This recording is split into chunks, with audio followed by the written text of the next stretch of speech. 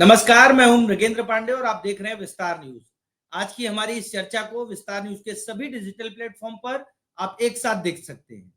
चर्चा का विषय बहुत गंभीर है। पूरे देश में मतदाताओं की मतदाता सूची जो है उसको लेकर काम चल रहा है। निर्वाचन आयोग लगातार अलग अलग प्रदेशों में निर्वाचन को अपडेट कर रहा है, मतदाता सूची को अपडेट कर रहा है।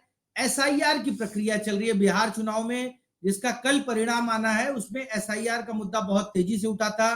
कांग्रेस नेता राहुल गांधी ने पदयात्रा की, तेजस्वी यादव और तमाम विपक्ष के नेता लगातार ये आरोप लगा रहे हैं कि एसआईआर करके भाजपा जो है निर्वाचन आयोग के कंधे पर खेलकर वोटरों का नाम काट रही है। हालांकि छत्तीसगढ़ में भी एसआईआर हो रहा है और यहां फिलहाल कोई चुनाव नहीं है, इसलिए उतना बवाल नहीं मच रहा है। लेकिन कांग्रेस ने अपनी कमेटी बनाई है एसआईआर को लेकर, बीजेपी ने भी अपनी कमेटी बनाई है। बूथ लेवल पर करीब 24,000 बूथों तक कांग्रेस और बीजेपी अपने कार्यकर्ताओं को, अपने नेताओं, पदाधिकारियों को पहुंचा रही है कि बूथ पर किसी का नाम न छूटे।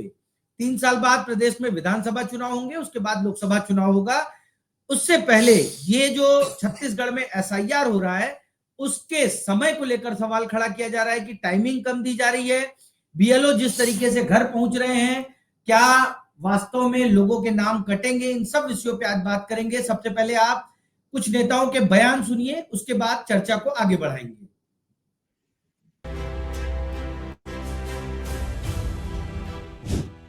देखिए, कांग्रेस पार्टी को न संविधान पर भरोसा है, न संवैधानिक संस्थाओं पर भरोसा है। एसआईआर को लेकर प्रश्न खड़ा करके कांग्रेस पार्टी अपनी क्षमता, अपनी योग्यता, अपने जनाधार पर ही प्रश्न चिन्ह लगा रही है। वोट चोरी का आरोप, फिर मतदाता सूची में गड़बड़ी का आरोप, फिर ईवीएम में गड़बड़ी का आरोप। वास्तविकता ये है कि कांग्रेस पार्टी जनाधार खो चुकी है और कांग्रेस के कार्यकर्ता भी अब कांग्रेस से दूर जा चुके हैं। आज एसआईआर को लेकर प्रदेश कांग्रेस मुख्यालय में बैठक हुई, जो कि मोहन मरकाम जी कन्वीनर हैं, संयोजक हैं पूरे प्रदेश के, और साथ ही धीरेन्द्र साहू जी और रविंद्र चौबे जी, साथ में हमारी एलओपी महंत जी, पूर्व मुख्यमंत्री भूपेश बघेल जी और कामराज साहू जी, तमाम वरिष्ठ नेतागण उपस्थित रहे और जो लोकसभाओं में जिनकी जिम्मेदारी दी गई है वो भी उपस्थित रहे, ताकि जो एसआईआर चल रहा है प्रदेश में उसको लेकर कांग्रेस पार्टी गंभीर है। सर,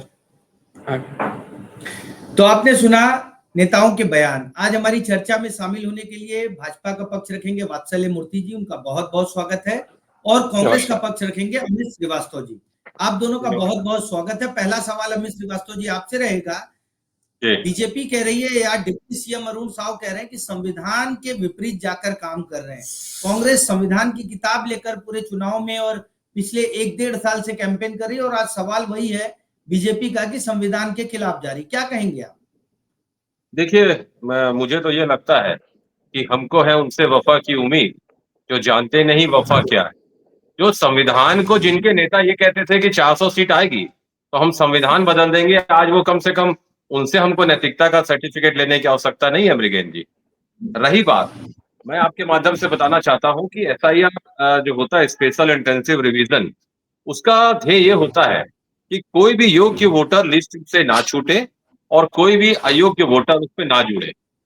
ये बिल्कुल उसका ध्येय होता है। और जिस प्रकार से अभी घोषणा हुई थी कि 12 राज्यों में चुनाव कराया, उसमें वोटर लिस्ट जो है रिवीजन किया जाएगा, लेकिन आपको समझना पड़ेगा कि छत्तीसगढ़ के परिप्रेक्ष्य में, जहां पर लगभग 2,80,000 वोटर हैं, और उसमें अगर हम मेंस देखेंगे तो 1,04,00,000 और वुमेन्स जो है वो 1,06,00,000 वोटर है, और जेंडर जो थर्ड जेंडर होता है वो 728। तो लगातार अगर आप देखेंगे इतनी शिकायतें आ रही हैं जहां पर हुआ है, जैसे बिहार में आप देख लीजिए, आज बिहार की क्या स्थिति है, आज महाराष्ट्र में जिस प्रकार से चुनाव के बाद, आज आप बताइए बिहार का अभी तक ये नहीं बताया गया है कि कितने परसेंट, बस परसेंट बता दिया गया है कहाँ कितने वोट पड़े। तो मतलब कहीं ना कहीं जो इलेक्शन कमीशन है उसका काम है कि फ्री एंड फेयर इलेक्शन कराए, लेकिन पिछले विगत कई वर्षों से देखा जा रहा है they are behaving like a BJP agent. और बड़ा दुख होता है मुझे कहते हुए, क्योंकि संवैधानिक संस्था है। लेकिन प्रश्न एक और होता है, जब हम इलेक्शन कमीशन पे प्रश्न उठाते हैं और उसका प्रमाण भी देते हैं विद डॉक्यूमेंट विद एविडेंस, सारी चीज हम देते हैं, उसके बाद बीजेपी को हमारा सपोर्ट करना चाहिए। बीजेपी स्पोक्स पर्सन की तरह इलेक्शन कमीशन के आके हमारे से लड़ने लग जाती है। देखिए, इस देश में सबसे ऊपर कुछ है तो संविधान है, लोकतंत्र है, और लोकतंत्र को बचाना जितनी जिम्मेदारी हमारी है उतने भाजपाइयों की ठीक है। लेकिन कहते हैं मृगेन जी, इस देश में लोगों का भी एक धारणा हो गई है कि लगातार इस देश में लोकतंत्र की हत्या जारी है और बीजेपी लोकतंत्र की हत्यारी है। ठीक है, बीजेपी से ही पूछ लेते हैं क्या ऐसा है।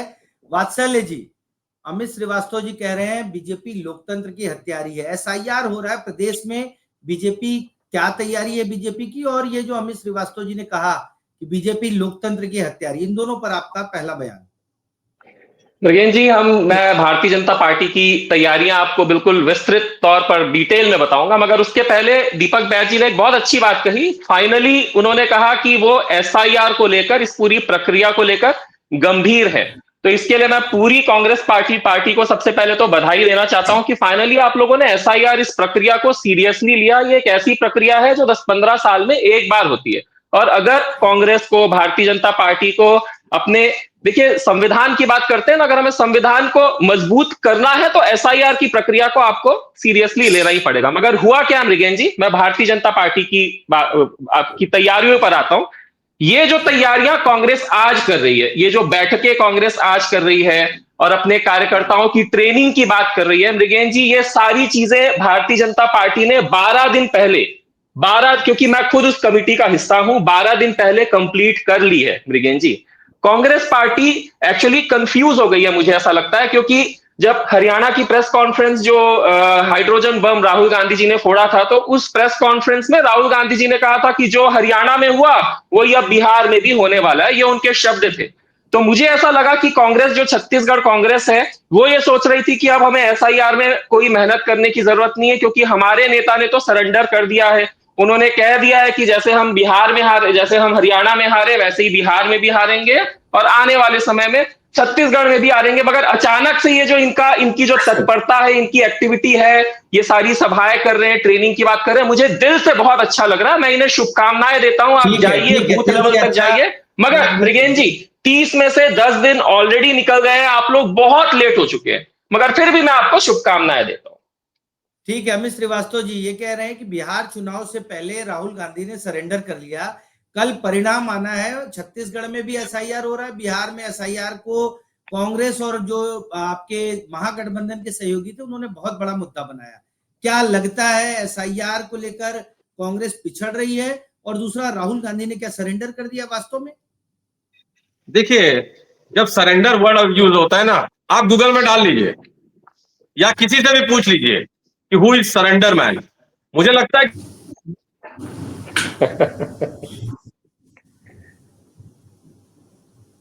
कि कल एग्जिट पोल आया बिहार का। मृगेन जी मेरी आवाज आ रही है? हाँ आ रही है, आपकी आवाज आ रही है जी। देखिए, बड़ा दुख होता है ये कहते हुए कि कल जो एग्जिट पोल लाया गया, 18 एग्जिट पोल लाए गए, उसमें कुछ 2-4 को छोड़ के बाकी मुझे लगता है 8-10 तो नए होंगे, और ये बिल्कुल भी नहीं बताया गया कि उसका बेस क्या था। और एग्जिट पोल ये जो लाया गया है, सारे ये वही लोग एग्जिट पोल लाते हैं जो बताते थे कि बीजेपी 400 जीत रही है, 240 में आ गई थी। ये वही है। मैं हमेशा कहता हूं कि ये एग्जिट पोल है, this is not the exit poll, तो you have to wait for some time. लेकिन पता नहीं, मुझे लगता है कि जिसका लोकसभा में जो फेल हो गए पूरी तरीके से, और दूसरे चुनाव में जो एग्जिट पोल लाते हैं फेल हो जाते हैं, हर चुनाव में लेके आ जाते हैं, एक नैरेटिव सेट करने का प्रयास किया जाता है। और मैंने कहा ना, आपने कहा राहुल गांधी जी के विषय में उनकी सदस्यता छीनने का प्रयास किया गया, वो डरे नहीं। उनका घर छीन लिया गया, वो डरे नहीं। लगातार इस देश में अगर कोई भाजपा के खिलाफ आवाज उठाता है, इनकी नीतियों के खिलाफ आवाज उठाता है, तो उस व्यक्ति का अगर कुछ नाम है तो वह है देश के लोकप्रिय नेता राहुल गांधी। और लगातार जिस मुद्दों पर उन्होंने जो बात कही, बाद में इनको समझ में आया सरेंडर ये नहीं करते साहब, सरेंडर आप करते हैं। और लगातार हम तो इंतजार कर रहे थे कि लाहौर में तिरंगा फैल जाएगा, जिस प्रकार से मीडिया में दिखाया जा रहा था इस्लामाबाद में, जिस प्रकार से दिखाया जा रहा है लाहौर में हमारा कब्जा हो रहा है, मैं तो वही चीज कहना चाहता हूं जो 400 दिखा रहे थे, जो इस प्रकार का न्यूज दिखा रहे थे, अब वो फिर से एग्जिट पोल लेके आ गए। मुझे बड़ा दुख होता है मैं मृगेन जी कि जो 2-4 को छोड़ के, मैं सब पे आरोप नहीं लगा रहा हूं क्योंकि हर फील्ड में नहीं, वो अच्छे और बुरे 2-4 लोग, जो है आपके गठबंधन को जीतता दिखा रहे हैं, इसलिए उन्हीं पर भरोसा कर रहे हैं, बाकी नहीं पे देखिए, ऐसा है। भरोसा तो मैं जनता पे करता हूं क्योंकि सारे एग्जिट पोल ने दिखाया था कि छत्तीसगढ़ में कांग्रेस की सरकार आ रही है, नहीं आई, जनता का आशीर्वाद भाजपा के साथ चला गया, कहीं कोई दिक्कत नहीं है। लेकिन मुझे एक चीज समझ में नहीं आई, हमें आज तक समझ में नहीं आई कि हम गए कैसे, और बीजेपी के मित्रों को समझ में कैसे ये नहीं आता कि वो आ कैसे गए। तो मेरा यही कहना है मृगेन जी कि लगातार देखिए, अगर आप ईमानदारी से काम करता इलेक्शन कमीशन SIR पे करते तो निश्चित तौर पे नए वोटर्स के नाम जुड़ते, उसमें जो जिनकी मृत्यु हो गई उनके नाम कटते, जिन्होंने एड्रेस बदल दिया है उनका नाम कटता। लेकिन ईमानदारी के साथ, पारदर्शिता के साथ इलेक्शन कमीशन का काम क्या होता है? फ्री एंड फेयर इलेक्शन कराना। लेकिन वो कहां करा रहे हैं बताइए? आज जो भी हम सवाल करते हैं उसका वो जवाब नहीं देते। आज अगर मैं आपको सिर्फ 2-3 चीज बताना चाहता हूं आपके लोकप्रिय दर्शकों के और मेरे विद्वान प्रवक्ता को भाजपा के, देखिए पहले उन्होंने जो कहा जिस प्रकार से कि हम 45 दिन, हम कहते हैं ठीक है हमने जो प्रमाण दिया है आप हमको उसका डिटेल दे दीजिए, हम और इन्वेस्टिगेशन करना चाहते हैं। 6 महीने का प्रावधान था, उन्होंने 45 दिन ला दिया। सीसीटीवी फुटेज को डिस्ट्रॉय कर रहे हैं। वाई? ऐसी क्या वजह है? ऐसा क्या छुपाना चाहते हैं वो? और लगातार मैंने बताया ना 5-5 तरीके से वोट चोरी हो रही है। लेकिन मैं फिर आपके माध्यम से कह दूं कि इस बार जनता भ्रम में ना रहे और बीजेपी के लोग भी भ्रम में ना रहे। वात्सल्य जी से जवाब ले लेते अच्छा, हैं। एक चीज मैं बता दूं, वात्सल्य जी ने कहा था, मैं बता देता हूं, बड़े विद्वान प्रवक्ता है, मेरे मित्र हैं, मैं बताना चाहता हूं कि ये जो SIR हो रहा है ये 2003-4 में हुआ था और 21 साल बाद हो रहा है। ठीक है वात्सल्य जी अमित मृगेन जी जी। के सवालों का जवाब दे दीजिए, फिर आगे एक सवाल मेरा भी रहेगा। मृगेन जी, अमित जी ने एक बहुत अच्छी बात कही कि ये एग्जिट पोल है, एग्जैक्ट पोल नहीं है। अमित जी यही बात आप राहुल गांधी जी को समझाइए, क्योंकि उन्होंने है ना अपने हरियाणा में जो उन्होंने हाइड्रोजन बम फोड़ा था ना, उसकी पृष्ठभूमि ही, उसकी शुरुआत ही हरियाणा में हुए एग्जिट पोल के बेसिस पर उन्होंने पूरे भवन का निर्माण किया था उस प्रेस कॉन्फ्रेंस के, जिसमें उन्होंने कहा था कि हरियाणा में एग्जिट पोल में कांग्रेस जीत रही थी, मगर फिर जब एक्चुअल रिजल्ट आए तो हम हार गए। और यहां आप बिल्कुल उनकी उल्टी बात कह रहे हैं, मगर आप निश्चित तौर पर सही कह रहे हैं। राहुल गांधी जी को आप थोड़ा समझाइए, पहली बात। दूसरी बात, सरेंडर में आते हैं। मृगेन जी मैं आपको बताऊं, बिहार चुनाव में मैं तेजस्वी यादव जी की बिल्कुल तारीफ करूंगा। बिहार चुनाव में राहुल गांधी जी की टोटल 10 रैलियां जो है इन लोगों ने प्लान की थी, कांग्रेस पार्टी ने प्लान की थी। राहुल गांधी जी ने अपनी 10 रैलियां तक पूरी नहीं की, शायद 7 या 8 रैलियां ही उनकी पूरी हुई है। तेजस्वी यादव ने पूरा जिम्मा अपने कंधों पर उठाया, 150 से ज्यादा। भाई हमारे प्रधानमंत्री खुद ने 14 रैलियां की, हमारे गृह मंत्री ने 33 रैलियां की। कारण मैं आपको बता रहा हूं, कारण सिर्फ और सिर्फ सरेंडर है। आज राहुल गांधी जी 80% चुनाव हार चुके हैं। उन्हें 100 में से अगर उनका मार्कशीट निकाला जाए मृगेन जी, तो उन्हें 100 में से 20 अंक मिले हैं। पिछले 10 सालों में उनके 250 से ज्यादा बड़े नेताओं ने उन्हें छोड़ दिया है, उनका त्याग कर दिया है। तो कहीं ना कहीं ये जो है उनका चेहरा बचाने की मुहिम है। 2019 तक ये कहते थे कि ईवीएम चोरी, अब 2025 आते आते ये वोट चोरी पर आ गए। भाई अगर हमने ईवीएम चोरी कर ही लिया होता तो हम वोट चोरी क्यों करते? सीधी सी बात है ना। तो इसीलिए इन्होंने सरेंडर कर दिया है। मेरा इसी से एक जुड़ा सवाल है, कल कितनी उम्मीद है आप लोगों की? क्या एनडीए की जो एग्जिट पोल में आया है उतनी सीट आएगी, या राहुल गांधी जो कहते हैं एग्जिट पोल का नतीजा कुछ निकला और परिणाम कुछ आया, तो वैसा तो कुछ मृगेन जी कल देखिए, भारतीय जनता पार्टी संयुक्त तौर पर लड़ रही है, हम अकेले नहीं लड़ रहे हैं, और निश्चित तौर पर निर्विरोध एक बहुत ही स्वीपिंग विक्ट्री एनडीए की होगी। मैं एनडीए के तौर पर ही बात करूंगा। ठीक है अमित जी, आपको क्या लगता है कल जो परिणाम आएंगे? क्योंकि ये बोल रहे हैं कि राहुल गांधी पहले ही एग्जिट पोल को लेकर हरियाणा में बोल चुके हैं और परिणाम अलग है। हालांकि यहाँ बिहार का एग्जिट पोल एनडीए के पक्ष में है, तो क्या लगता है इस बार एग्जिट पोल उलट जाएगा? आपको लगता है, ऐसी उम्मीद है इंडिया गठबंधन वहां जीत जाएगा जो महागठबंधन है? देखिए मुझे ऐसा लगता है कि जिस प्रकार से हरियाणा में इन्होंने जनादेश की चोरी करी थी, प्रजातांत्रिक मूल्यों को ध्वस्त किया था, लोकतंत्र को कलंकित किया था, तो they are destroying fundamental constitution की बात कम से कम इनके नेताओं को तो शोभा भी नहीं देती, क्योंकि मैंने कहा ना, जनादेश का चोरी आप करते हैं, आपके पास सवालों के जवाब नहीं है साहब, कि हरियाणा के वोटर लिस्ट पे ब्राजील के मॉडल की फोटो कैसे आ गई, आज तक उसका जवाब नहीं आया। और लगातार मैंने बताया ना कि 1,24,000 1,24,171 नकली फोटो वाले थे, उसका जवाब आपने नहीं दिया। सवाल तो है, जनता के सुलगते सवाल हैं जिसका जवाब इनको देना चाहिए। बट मैंने कहा ना, that is why election commission destroying the CCTV footage, क्योंकि वो जानते हैं कि हम अगर इसको नहीं करेंगे तो सारे लोग बिहाइंड द बार रहेंगे। मृगेन जी याद रखिए। और रही बात, अभी आप राहुल गांधी जी के विषय में कह रहे थे, तो मुझे लगता है कि सूरज को रोशनी दिखाने की मेरी औकात और ताकत नहीं है, लेकिन मैं एक चीज बता दूं कि आपके एक नेता सर्वोच्च पद पे बैठे हुए पूछे थे कौन राहुल, आज देश के विपक्ष के नेता हैं। कम से कम आप मेरे भाई हैं, मुझे लगता है आपको देख के लग रहा है आप मेरे से उम्र में छोटे हैं, मेरे भाई आपका बड़ा भाई की तरफ। विपक्ष के ही नेता है ना। एक minute let me complete Mrigen जी, अच्छी बात कहना चाह रहा हूँ, फिर डिस्ट्रैक्ट हो जाता हूं मैं।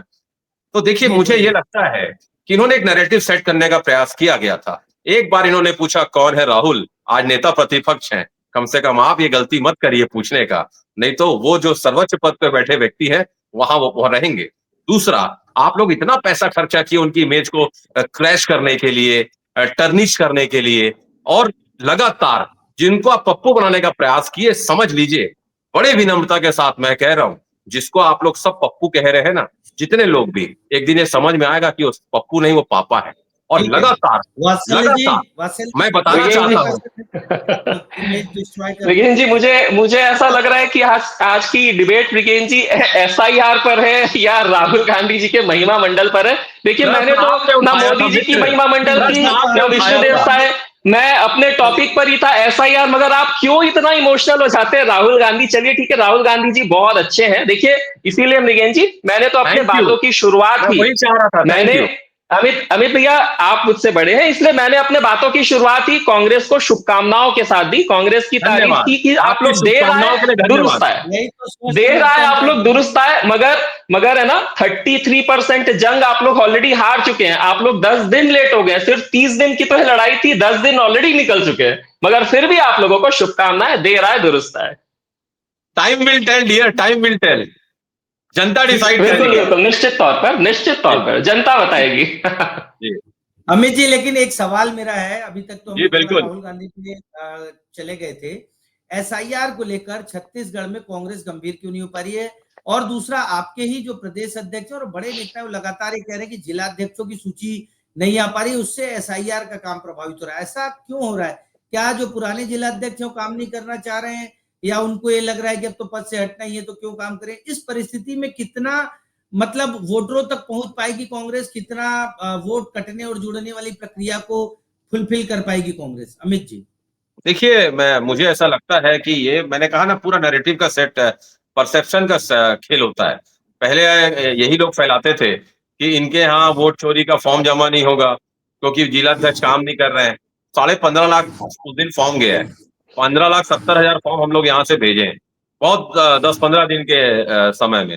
तो मुझे ऐसा लगता है कि पूरी सीरियस है, पूरी प्रदेश कांग्रेस कमेटी, पूरा DCC काम कर रहा है। कांग्रेस का एक एक कार्यकर्ता इस बार वोट चोरी को रोकेगा, और निश्चित तौर पे BLO जो है, जो 3 बार आएंगे, 1,000 फॉर्म जिनके हाथ में होगा, निश्चित तौर पे उसको चिन्हांकित किया जाएगा।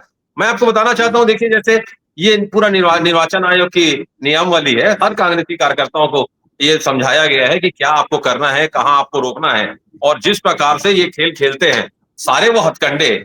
देखिए, किसी को आप धोखा एक बार दे सकते हैं, लेकिन अब आपकी फ्लैश हो चुके हैं। अब आप इस बार गलती करेंगे तो आप फंसेंगे, और लगातार एक एक फोटो पे हमारी नजर है। और अब जनता खुद जागरूक हो गई है साहब, जनता को समझ में आ गया है कि देखिए, महंगाई पे बात करते नहीं है, रोजगार देते नहीं है, और जब इनसे पूछे जाओ तो कहते हैं मोदी जी की गारंटी पे हम काम कर रहे हैं। जनता अब कह रही है कि साहब, महंगाई पे बात करो, रोजगार पे बात करो, डेवलपमेंट पे बात करो, मोदी जी की गारंटी तो है लेकिन वारंटी नहीं है। जनता को वारंटी चाहिए। 500 रुपए में सिलेंडर पे बात नहीं करते, ज्वलंत मुद्दों पे बात नहीं करते। तो यही तो बात है, हमारा यही कहना है। मृगेन जी, मैं हमेशा कहता हूं कि जिंदगी वक्त के बहकावे में है, और भाजपा के राज में हर व्यक्ति तनाव में है। और मेरे मित्र ने लगा दी कांग्रेस पे तोहमत, ये नहीं सोचा छेद तो आपकी नाव में है। अरे ज्वलन मुद्दों पे बात करिए, लोकतंत्र को स्वस्थ ठीक है करिए, वात्सल्य जी, फिर जीत हार किसी की भी हो, क्या आपको आप लगता है जीतेंगे, मैं कि शुभकामना दूंगा आपको। वात्सल्य जी क्या लगता है आपको कि जब विधानसभा चुनाव होगा तो ये कांग्रेस ये आरोप नहीं लगाते रहेगी कि वोट चोरी हुआ या लोगों के नाम काट गए, क्योंकि ये बता रहे हैं कि हम तो पूरी तैयारी से मैदान में। भाजपा को क्या लगता है चुनाव के समय इस तरह के आरोप तो नहीं लगेंगे? ब्रिगेन जी, आपको याद होगा 6 महीने पहले जब अपने पायलट जी आए थे, तो मंच पर बकायदा भूपेश बघेल जी ने टीएस बाबा को ऐसे पीछे देखते हुए एक बात कही थी कि ऊपर से आदेश आया है, कोई भी चुनाव हम हारे तो इल्जाम जो है सिर्फ और सिर्फ वोट चोरी। मैं लिटरली नहीं, मतलब मैं उनका स्टेटमेंट नहीं कह रहा हूं, मगर उनका तात्पर्य यही था कि कोई भी चुनाव हम हारेंगे, इल्जाम जो है वोट चोरी पर ही लगाना है। तो निश्चित तौर पर आप कल ही देखिएगा, कल ही इसका एक आप सैंपल आप देख लीजिएगा, सारा इल्जाम जो है वोट चोरी पर ही लगेगा। अच्छा, मैं हंस इसलिए रहा था क्योंकि अमित भाई साहब ने इन्फ्लेशन की बात की, महंगाई की बात की। अमित जी, सारी रेटिंग एजेंसीज ने अपनी रेटिंग निकाली है। 12 साल के न्यूनतम स्तर पर आज इन्फ्लेशन है। 12 सालों के न्यूनतम स्तर पर आज भारत में इन्फ्लेशन है, कुछ 1.5 या 2% है। आप इन्फ्लेशन की बात कर रहे थे, महंगाई की, बस इसलिए मैं कुछ चीजों की आप चुनिंदा 1000 में से 1-2 चीजें जो महंगी है उसकी आप बात निकाल सकते हैं, मगर ओवरऑल जो है होलसेल और रिटेल प्राइस इंडेक्स आज 12 साल के न्यून। इसीलिए तो आपके भी जो चुनाव है उसका मुद्दा इन्फ्लेशन है ही नहीं, महंगाई है ही नहीं। आप लोग सिर्फ और सिर्फ वोट चोरी की और जात पात की बात करते हैं। भारत की सेना में भी आपने जात पात ले आई, आपने यूपीएससी का जो एग्जाम सेट करता है वो ब्राह्मण सेट करता है, इसीलिए दलित कलेक्टर नहीं बन पाता, इसलिए इसकी बात आप ले आए। और वोट चोरी, आपके पास तीसरा कोई और मुद्दा है ही नहीं। ना आपने इन्फ्लेशन की बात निकाली, ना आपने करप्शन की बात निकाली, ना आपने डेवलपमेंट की बात निकाली। आपने बिहार में रैलियां तक नहीं की, पूरा का पूरा भार जो है बेचारे तेजस्वी सूर्या पर छोड़ दिया, और तेजस्वी सूर्या ने भी बहुत अच्छा काम किया। मैं तो खैर तेजस्वी यादव देखिए हर तरफ भाजपा ही है। ठीक है, अमित जी से जवाब ले लेते हैं, फिर चर्चा को कंक्लूड करेंगे। अमित जी देखिए, पहले आप जवाब दे दीजिए। देखिए, मेरे मित्र ने कहा कि हम सिर्फ वोट चोरी की बात क्यों करते हैं, क्योंकि जनता को 140 करोड़ जनता को संविधान ने अधिकार प्रदत्त किया है कि व्यक्ति कोई भी हो, उससे एक राइट्स है, वो है वोट देने का। आप उसकी भी चोरी कर रहे हैं। Who is responsible for this theft? Just tell me. आप नहीं बता पाएंगे क्योंकि आपको पता है कि कौन कर रहा है। और मैं तो कहना चाहता हूं Mrigen ji, this is the fundamental attack on the democratic soul of India. हम उसको ही रोकना चाहते हैं। अगर फ्री एंड फेयर इलेक्शन नहीं होगा तो फिर किस बात की जंग? मैंने कहा ना, लोकतंत्र में आइए, स्वस्थ राजनीति करिए, आप जीतेंगे। अमित श्रीवास्तव पहला व्यक्ति होगा आपके पार्टी को जिसपे बोलेंगे सोशल मीडिया पे मैं बधाई दूंगा, और आपको पर्सनल फोन करके बधाई दूंगा कि मित्र आपकी नीतियों की जीत हुई है।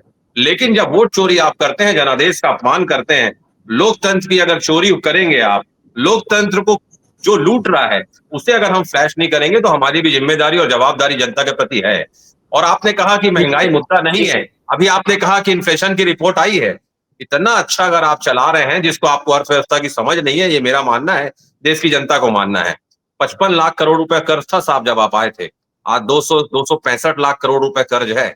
आप इतना अच्छा कर रहे हैं, ठीक है, कर्ज लेना चाहिए, लेते हैं, हर सरकार लेती है, लेकिन आपके कार्यकाल में जो रेशियो है उसको अगर आप मैच कर लेंगे तो आपको समझ में आ जाएगा कि जो देश की हमारी फाइनेंस मिनिस्टर ये कहती मैं प्याज की महंगाई बढ़ रही है, मैं प्याज नहीं खाती, तेल का रेट बढ़ रहा है, मैं तेल नहीं खाती। मतलब आप समझ सकते हैं कि वो भी जानती हैं कि इस पे वो कुछ नहीं कर सकती, इसीलिए वो कहती हैं। तो मैं वही कहना चाहता हूं कि इस देश की जो हुक्मरान बैठे हैं उन्हें ना तो अर्थव्यवस्था की समझ है, सिर्फ और सिर्फ आपने कहा जात पात पे आप बात करते हैं, बिल्कुल भी नहीं मित्र, जात पात की राजनीति आप करते हैं। आप मंगलसूत्र महंगाई नहीं, मंगलसूत्र पे आप चुनाव लड़ने आ जाते हैं। नहीं मृगेन जी 5 मिनट, आप शमशान कब्रिस्तान पे आप आ जाते हैं, हिंदुस्तान पाकिस्तान पे आप आ जाते हैं। मुद्दों की कमी आपके पास है, मुद्दों से जो ज्वलंत मुद्दों से भागते आप हैं, और सरेंडर आप करते हैं, इसीलिए कहा जाता है आप सरेंडर वीर हैं। ठीक है वात्सल मूर्ति जी, एक फाइनल कमेंट 1 मिनट में आप अपनी बात रखिए क्योंकि समय जो है पूरा हो रहा है। एक मिनट से भी कम समय में मृगेन जी, मैं अपने पार्टी की तरफ से आपके माध्यम से, आपके चैनल के माध्यम से प्रदेश के युवाओं को एक बात कहना चाहूंगा। देखिए, जब कांग्रेस वोट चोरी, संविधान, ऐसी बातें निकालकर प्रदेश में, देश में माहौल खराब करती है, मैं आपको एक फैक्ट बताना चाहूंगा मृगेन जी। अगर किसी भी बूथ में किसी भी पार्टी का सिर्फ 4 से 5 कार्यकर्ता भी अगर एक्टिव हो जाए ना, सिर्फ 4 से 5, तो उस बूथ में एक परिंदा भी पर नहीं मार सकता। किसी वोटर का ना फोटो चेंज होगा, ना एड्रेस गलत मिलेगा, ना नाम गलत मिलेगा, और ना कोई फर्जी वोट डलेगा। करना आपको क्या है, सिर्फ 4 से 5 अपने बूथ लेवल के कार्यकर्ताओं को एक्टिव करना है। वही आज भारतीय जनता पार्टी करने की कोशिश कर रही है। हम इतना माहौल खराब, हम आर्मी से लेकर सुप्रीम कोर्ट से लेकर ईडी से लेकर सीबीआई को गालियां नहीं देंगे, बिल्कुल भी नहीं देंगे। ठीक है। 9 बार इसके पहले भी एसआईआर हुआ है मृगेन जी, हमने कभी भी कांग्रेस पर या इलेक्शन कमीशन पर आरोप नहीं लगाया है, आज भी नहीं लगाएंगे, जिंदगी में कभी नहीं। हम क्या करेंगे, हम अपने कार्यकर्ताओं को बूथ लेवल में एक्टिव करेंगे ताकि असली वोट चोरी जो हो रही है वो ना हो सके। ठीक है अमित जी, इन्होंने फार्मूला बता दिया। हर बूथ पर 4-5 लोगों को आप रखिए। कल एसआईआर को लेकर सबसे बड़ा चुनाव है और उसी पर परिणाम भी आएगा, देखना। आप ये कुछ भी कर लीजिए, आप 5 नहीं 50 को खड़ा कर लीजिए। ये जो फंडे चोरी करते हैं ना, जनादेश की चोरी कर रहे हैं। ठीक है अमित जी, आप 50 कल सबसे बड़ा जनादेश आएगा वोट चोरी के मुद्दे पर, क्योंकि बिहार चुनाव का परिणाम आना है। विस्तार न्यूज पर आप सुबह 7 बजे से लगातार कवरेज देखेंगे विस्तार न्यूज के परिणाम को लेकर। आज की चर्चा में शामिल होने के लिए आप दोनों का बहुत बहुत धन्यवाद। नमस्कार।